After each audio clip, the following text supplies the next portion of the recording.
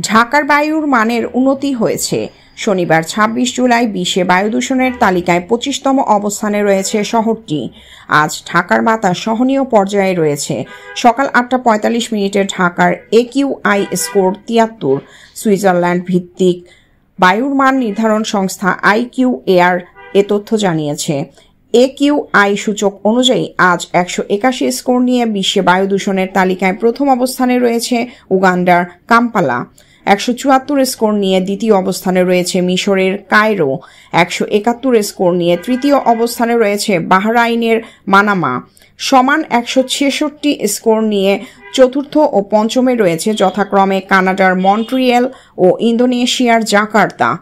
AQI মান অনুযায়ী ৫০ থেকে ১০০ স্কোর থাকলে তখন বায়ুর গুণমানকে মাঝারি বলে বিবেচনা করা হয়। এছাড়া AQI সূচক ৩০১-এর বেশি হলে বিপজ্জনক হিসেবে বিবেচিত হয়, যা বাসিন্দাদের জন্য মারাত্মক ঝুঁকিপূর্ণ তৈরি করে।